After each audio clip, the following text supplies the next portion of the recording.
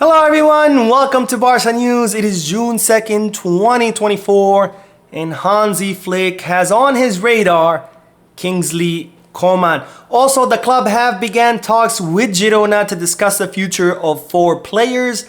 And finally, Juventus have officially withdrawn from the Super League. We have a lot to discuss, so let's begin.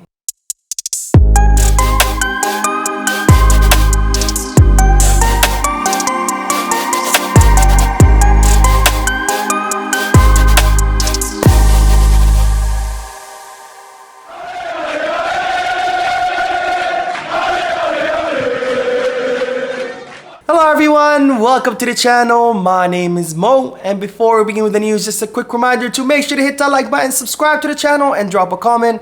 All of this helps this channel continue to grow. Also, if you are looking for any Barcelona jerseys or merchandise, make sure you hit the kit bag, and if you are looking to place any sports bets, make sure you head to Bet Us. Both links for kit bag and Bet Us are down below in the description. Now I'll begin with the news that Hansi Flick is set to meet with the entire Barcelona squad once they're all back from international duties in order not only to discuss his vision, but it's being reported that during this meeting, Hansi Flick will communicate to the team a very important message that the German coach will not tolerate any leaks to the media. This is a problem that Barcelona have had all throughout this season, where there's been constant leaks to the media about what's going on in the locker room, what's going on at the club, etc.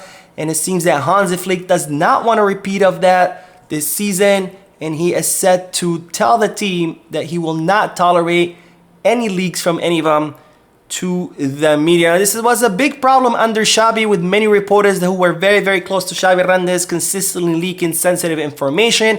For example, I talked about in previous videos about Javi Miguel, who's a very close friend to Xavi and his family, who consistently leaked lineups many days before the matches and what players Xavi wanted to use and what tactics Xavi wanted to employ. And I did not like that one bit, because I think when it comes to leaks, there's a difference between reporting about something that has already happened versus something that's yet to happen, and whereby leaking it, you're only damaging the team, because then the other team has plenty of opportunity to prepare for it. So I did not like that, and it seems that Hansi Flick is here to put a stop to that, and he will be warning the players during their first meeting, which is set to happen once the entire squad is back from international duty. Now, speaking of Hansi Flick, it's reported that the German coach has on his radar Kingsley Coman. Now, the 27-year-old left winger who currently plays for Bayern Munich is set to participate in the Euros with the French national team.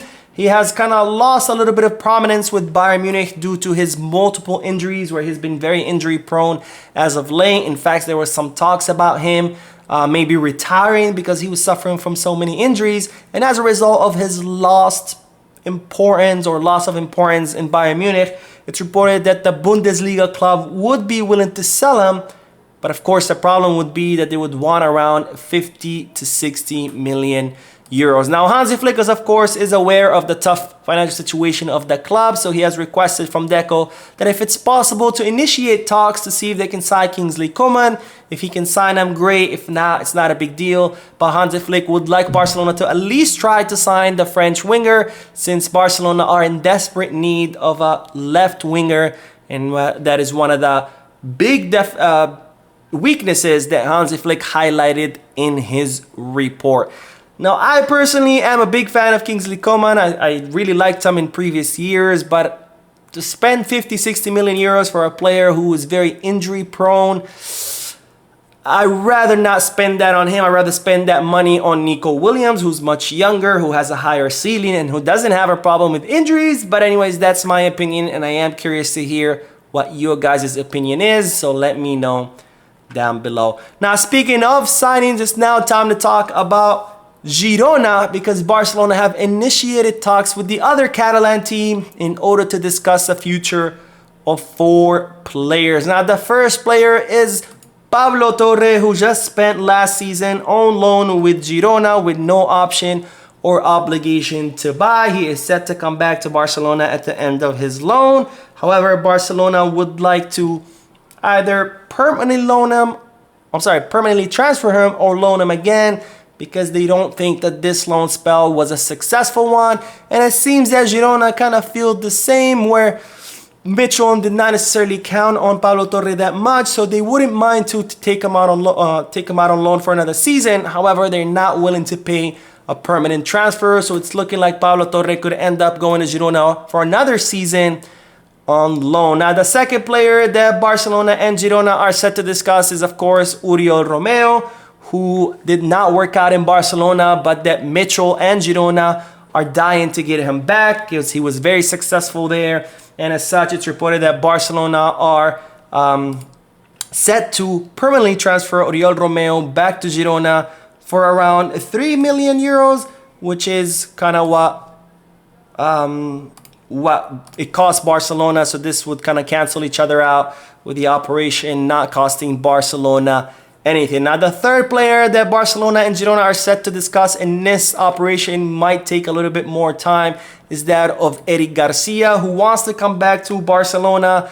He wants to hear it from the club themselves that they don't count on him. Of course, Barcelona, given that they have a surplus of center backs, are looking to make money off the sale of Eric Garcia, who had a pretty good season with Girona. However, Girona are not dumb. They know the situation of the club. They know that the club have a surplus of defenders and they have a need to get rid of Eric Garcia, plus the economy, of course.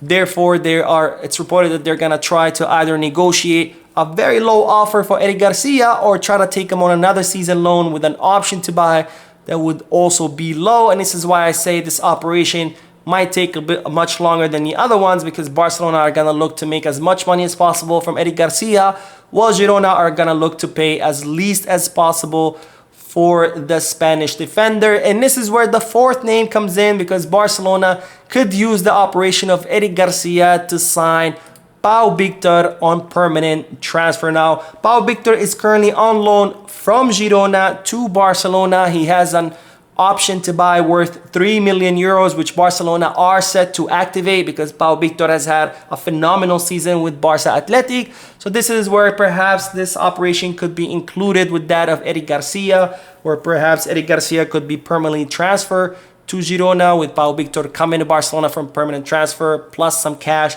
We'll have to see what comes out of these negotiations. But these are the four players that Barcelona and Girona are currently negotiating, where it's expected that Romeu and Eric Garcia will go to Girona on a permanent transfer, with Pablo Torres spending there another season on loan, and we'll see Pau Victor come to Barcelona on a permanent basis. Now, we will end today's video with the news that Juventus have officially withdrawn from the Super League, and they have requested to rejoin the ECA, or as otherwise known as the European Club Association, if I'm not mistaken. Now, when the Super League was first launched, it had 12 founders, which were the top teams from the English, Spanish, and Italian leagues. As you can see on your screen, included Inter Milan, Manchester United, Madrid, Tottenham, Arsenal, Chelsea, Barcelona, Atletico Madrid, Manchester City, Juventus, Liverpool, and Milan.